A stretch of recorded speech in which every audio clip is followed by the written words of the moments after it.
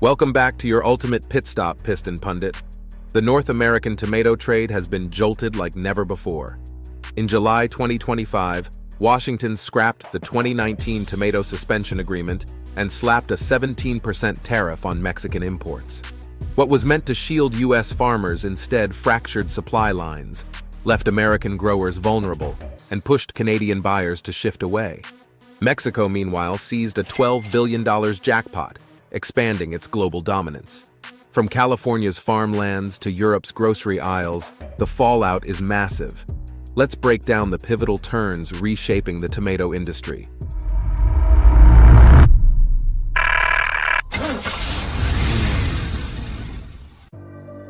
Breaking the 30-year Pact.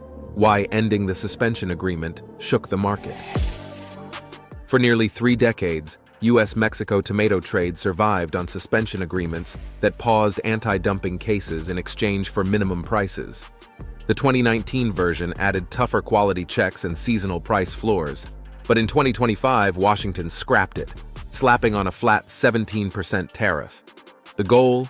Shield U.S. farmers. The result? Market chaos. Importers suddenly had to front cash for duties, squeezing distributors. Grocers struggled to plan promotions, while consumers faced yet another wave of food inflation. Critics say the old framework already kept pricing fair. Supporters claim loopholes made it weak. Either way, the mechanism that stabilized the flow is gone. Now, shipments are repriced mid-route, cold chain tolerances shrink, and buyers scramble. Domestic output can't hedge against weather swings, while greenhouse production stays costly. Strategically, the fallout is profound. Contracts shorten, risk clauses multiply, and procurement diversifies beyond the U.S. border. Ending the Pact didn't just tweak tariffs, it rewired incentives, making volatility the new normal. And with the U.S. supply chain unraveling, Canada wasted no time sending its own message. Canada's cold shoulder, from technical refusals to a lasting shift. Canada framed its tomato restrictions as routine, stricter pesticide thresholds, inspection rules, quality checks. But beneath the technical language was a strategic pivot.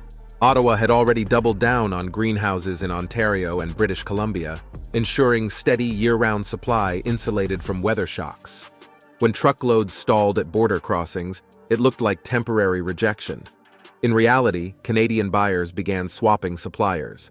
For them, empty shelves aren't an option. If domestic greenhouses and alternate import lanes keep produce flowing, procurement shifts permanently. The impact for U.S. growers is brutal. Canada wasn't just a neighbor, it was a stabilizer, absorbing seasonal surplus. Lose that, and the dominoes fall. Haulers lose routes, packers run below capacity, vendors see orders dry up, and local tax bases shrink. Retailers read the signal clearly. Tariffs equal risk.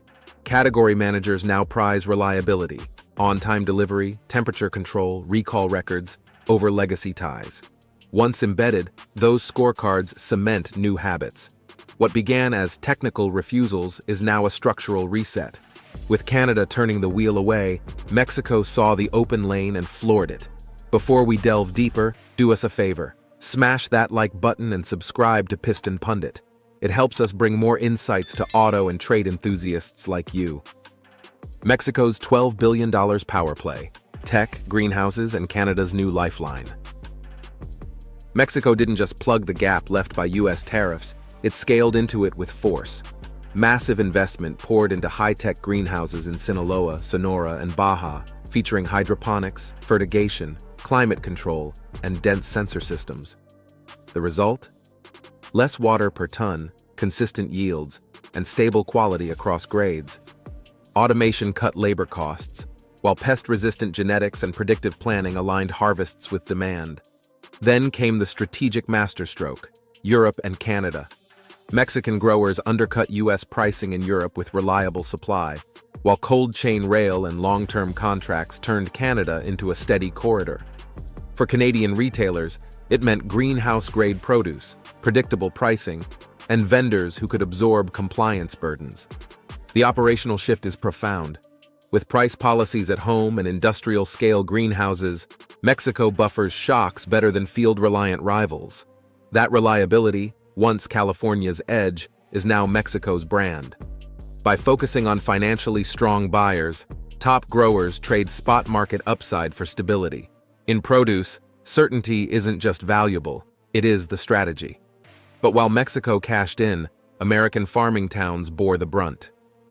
The human cost at home, when a category collapses. Charts don't show the pain when crop economics collapse. For growers, every expense, seed, fertilizer, fuel, labor, land loans, depends on predictable markets. When that predictability vanished, lenders tightened, collateral demands rose, and cash dried up just as payroll and harvest bills arrived. Farms sold equipment, left fields fallow or defaulted. The ripple spread fast. Packing houses cut shifts, truckers lost routes, repair shops sat idle, and diners emptied out. Schools felt enrollment declines as families left, slashing budgets and programs. Rural clinics, already thin, reduced hours or closed lines of care. Property values slipped, draining household wealth and local tax revenue. Pivoting isn't easy. Switching to peppers or cucumbers means high capital and small markets, often creating more fragility. Logistics only work at scale. Once lane density disappears, costs rise. Some resilience exists. Co-ops pooling resources, greenhouse conversions, or direct-to-retailer partnerships. But agriculture moves on nature's clock, not policy cycles. Recovery is slow, long after headlines fade. And with communities strained, procurement strategies themselves are being rewritten. Food as strategy, the new procurement playbook. Tomatoes are no longer just about price, they're about resilience. Retailers now score suppliers on reliability, on-time delivery, cold chain integrity, and audit histories. Multi-origin sourcing is standard. Canadian greenhouses, Mexican field and greenhouse supply, and U.S. buys in peak seasons. Category managers build supply ladders, reserving promotions for the most dependable partners. Procurement now models cost corridors, rather than chasing single low prices. Winners are those who guarantee 52-week supply with minimal surprises. For policymakers, tomatoes are a warning. Abrupt rule changes push markets to reroute permanently. Canada invested in greenhouse scale. Mexico industrialized farming and logistics, while the U.S. risks falling behind. To compete, America needs faster permitting, incentives for controlled environment agriculture, and financing that treats greenhouses as assets. Universities must close gaps with better genetics, climate control, and predictive analytics. For growers, the choice is adapt or shrink. For buyers, it's commit to stability. Tomatoes aren't an exception. They're the blueprint for North America's produce future. Which brings us to the bigger picture and the sobering final verdict. Verdict: America stalls, Mexico accelerates. What began as a tariff meant to protect U.S. growers has detonated into a continental power shift. Mexico, leveraging technology and smart logistics, has surged into the lead, winning new markets and locking in Canadian buyers. Canada, meanwhile, has invested in greenhouses to insulate itself from volatility. And American farming towns? They're left battling rising bankruptcies, shrinking markets, and vanishing stability. The takeaway is sobering. Tariffs are yesterday's blunt weapon, while Mexico builds tomorrow's agricultural machine. Tomatoes aren't just food anymore. They're strategy, leverage, and a glimpse at the battles looming in wheat, soy, and beyond. Before we wrap up, we love to hear from you. Were these trade disruptions inevitable, or could Washington have managed them differently? Do you think Mexico's high-tech approach will become the blueprint for all of North America's agriculture? And for U.S. farmers, is the path forward adaptation or slow decline? Drop your thoughts in the comments. I'd love to hear your take. And don't forget, hit that subscribe button to Piston Pundit to get notified on the next vehicle updates, trade insights, and stories shaping the industries that drive us. Thanks for watching, and see you at the next pit stop. You can now check out any of the videos on the screen. There's plenty more to explore.